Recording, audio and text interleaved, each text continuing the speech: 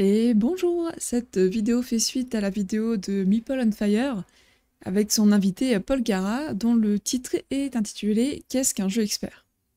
Je trouve le sujet intéressant et comme c'est un sujet qui revient quand même souvent, et ben j'aime bien donner ma vision des choses dessus. Alors déjà, quelle définition donner au jeu expert? Si on se base sur Asmodée, qui est quand même un très grand éditeur, distributeur de jeux de société, ils définissent le jeu pour experts, souvent abrégé jeu expert, comme étant des jeux de société destinés à des joueuses et des joueurs qui ont déjà une certaine expérience. Ils sont rarement pensés pour des débutants. Leur dénomination de jeu pour experts est un indice.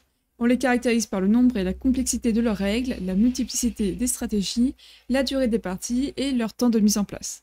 Typiquement, Gloomhaven est un jeu pour experts, ainsi que ses petits camarades, Ankh ou Zombicide. Par contre, lorsqu'on échange un peu avec des joueurs acquéris, des joueurs confirmés, on va avoir une définition qui reste générale, mais qu'on ne retrouve pas complètement dans la définition d'Asmodée. On va avoir des notions de règles complexes, de temps de réflexion à chaque action, d'une courbe d'apprentissage, de sorte à ce que une personne qui a beaucoup joué au jeu ait plus de chances de gagner par rapport à un nouveau joueur. On va également avoir un jeu avec peu de hasard, donc ça va souvent être des Eurogames. On va également avoir la nécessité d'avoir des connaissances de base, même plutôt des connaissances avancées dans le jeu de société, notamment en termes de vocabulaire, comment ça fonctionne de manière générale pour ne pas avoir besoin de les réexpliquer dans le livret de règles. On va avoir des parties aussi qui sont souvent longues, qui vont durer plus d'une heure, voire plus, pour certains jeux. Et en dernier argument, on peut également trouver le coût, le prix d'un jeu à son achat, qui peut être plus élevé, notamment par exemple pour Zombicide, qui dépasse les 100 €, parce qu'il y a beaucoup de matériel, notamment des figurines qui sont assez coûteuses. C'est un critère qui peut également être ajouté pour définir un jeu expert. Mais alors, pourquoi parle-t-on de jeu expert? Comment on en est arrivé à utiliser ce terme? Alors c'est assez difficile de trouver l'origine de ce terme, et ça demanderait peut-être des recherches vraiment très approfondies. On le voit notamment apparaître au Spiel des Jahres en 2011 avec Seven Wonders, et on le voit également à l'As d'Or en 2016 avec Pandemic Legacy. D'ailleurs pour l'As d'Or, ça semble être un remplacement du terme jeu stratégique qui a été utilisé quelques années plus tôt. Et ensuite on a eu plusieurs éditeurs qui ont également utilisé ce terme et qui l'affichent sur les boîtes de jeux pour donner une information aux futurs acheteurs. Donc ces prix, ils avaient pour objectif de récompenser des jeux de société qui allaient plus loin que la réflexion d'autres jeux qui sont en grand public.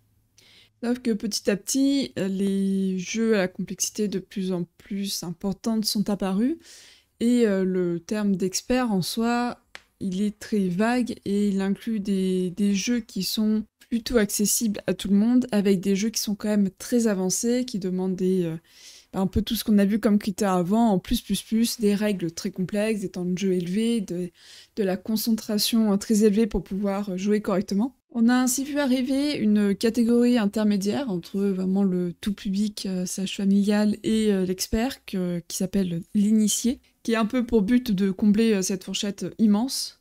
Sauf que ça a aussi des limites, parce que si on considère que les Ruines perdues de Narak, ce n'est pas un jeu expert, en comparaison à KDM ou à High Frontier, qui sont des jeux vraiment à la complexité très élevée, cela le met du coup dans la catégorie initiée et du coup au même niveau que Faraway. Alors que c'est pas forcément les mêmes joueurs que je vais faire jouer à Faraway qu'à les Ruines perdues de Narak. Et en plus de cela, est-ce qu'il y a vraiment une limite à la propension des jeux à devenir de plus en plus complexes? J'en suis vraiment pas sûre. Je pense que petit à petit, on aura toujours des jeux qui vont nous proposer un peu plus de complexité pour satisfaire du coup ces joueurs, enfin les joueurs qui jouent énormément, dont je pense qu'on en fait partie.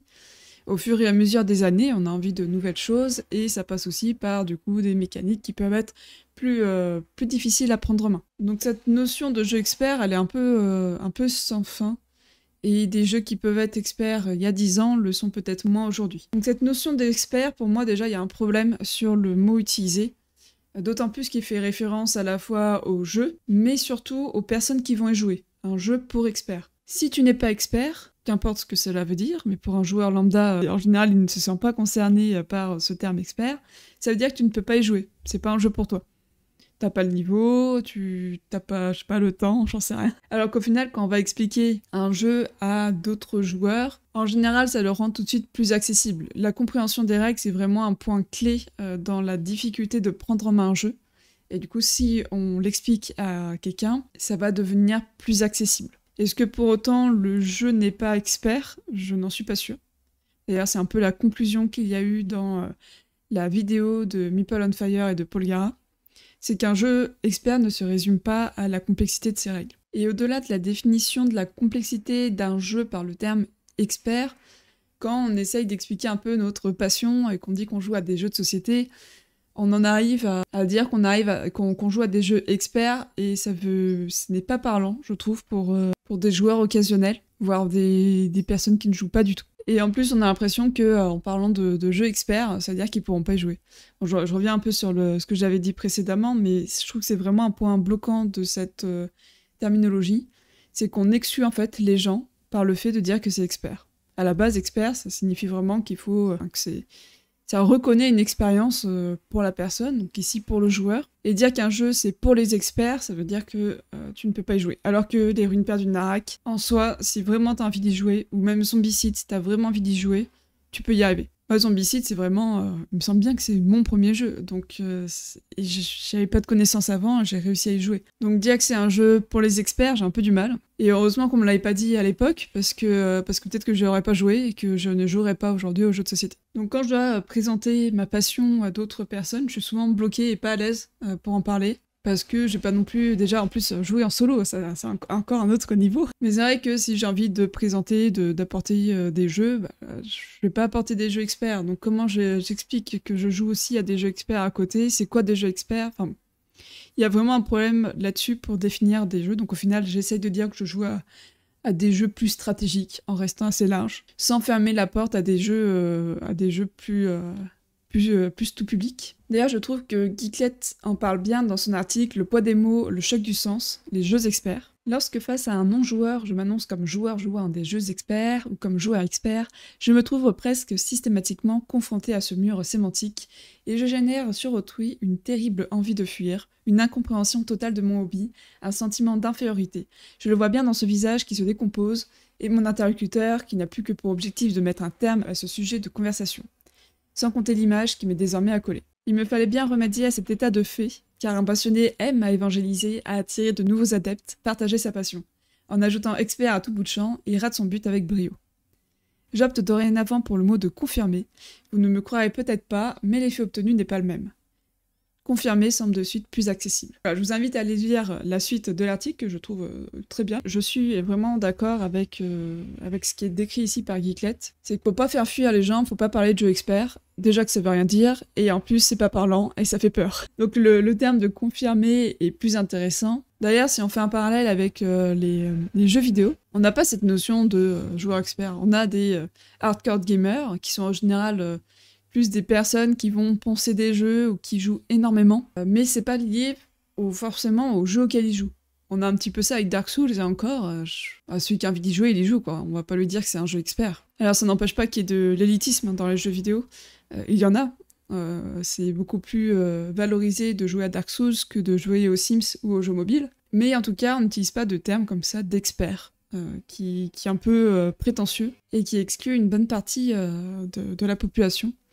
Alors que, enfin, c'est vraiment pas le but, quoi. Et un autre effet pervers que je trouve qu'il y a derrière ce terme et cette classification, c'est qu'on a l'impression de ne pas être un vrai joueur si on n'a pas joué à des jeux experts. Il y a une certaine forme de légitimité à jouer au jeu le plus difficile qui existe. Et ça, je trouve ça aussi assez problématique dans le partage de notre passion. Donc au départ, d'un terme qui se voulait marketing pour simplement différencier, certes maladroitement, un jeu qui est accessible à tous d'un jeu qui demande un peu plus de réflexion, on se retrouve avec un terme qui nuit à la pratique du jeu de société, en mettant d'un côté les joueurs experts qui peuvent jouer à tous les jeux, et des nouveaux joueurs qui ne peuvent pas jouer à certains jeux qui leur sont vraiment inaccessibles, alors que ça devrait plutôt être des recommandations.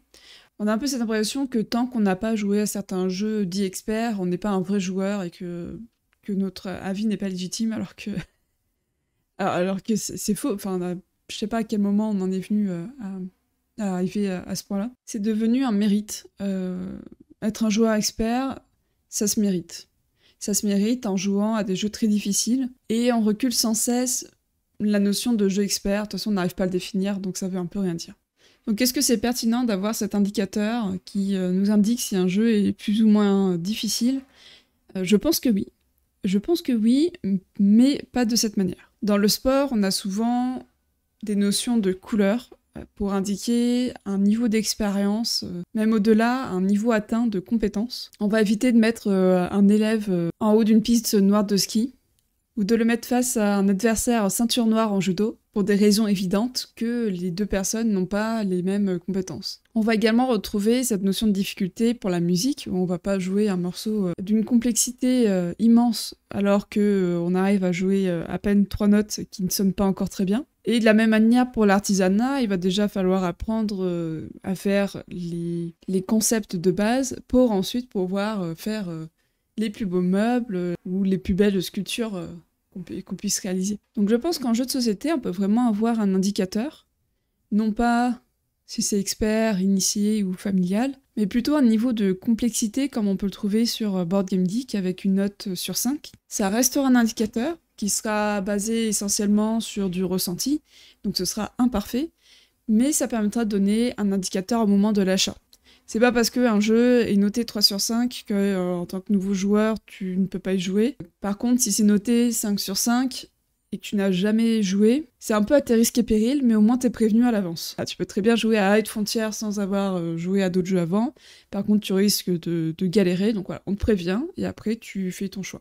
Un peu comme un vendeur le ferait en boutique. Et je trouve cela à la fois pratique pour du grand public, mais également pour des joueurs confirmés, des joueurs aguerris, qui vont trouver une information intéressante et qui va être plutôt parlante. Alors bien sûr, pour des prix ludiques, dire récompense pour le jeu de niveau 1 sur 5, c'est pas très glamour. Mais à la limite, je pense pas que le problème soit tellement là sur les récompenses ludiques, qui sont orientées grand public et qui, en cela, le terme d'expert, bon, c'est pas l'idéal, loin de là, mais ça changera pas non plus quelque chose de modifier le nom. C'est un indicateur qui permet de dire à tout intéressé que ce jeu va demander un peu plus de réflexion et qui est aussi, je trouve, une invitation à découvrir des jeux de société qui proposent un peu plus que ce qu'on a pu connaître dans notre enfance ou des jeux d'ambiance qu'on peut connaître à droite à gauche. En plus de ça, ça permet d'en mettre en avant dans des grandes distributions.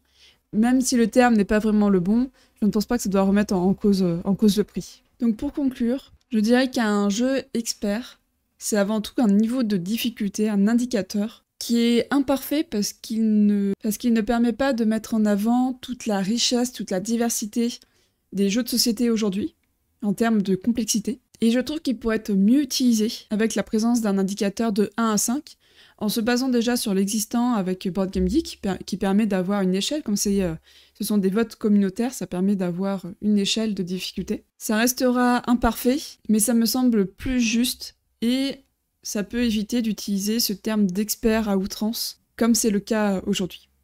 J'espère que cette vidéo vous a plu. N'hésitez pas à me dire en commentaire ce qu'est pour vous un jeu expert, et si vous pensez que simplement modifier un terme par une note est une bonne ou une mauvaise idée. Ça me permet aussi de faire avancer mon opinion dessus. Et puis je vous dis à très bientôt dans une prochaine vidéo, et en attendant, n'oubliez pas, amusez-vous bien.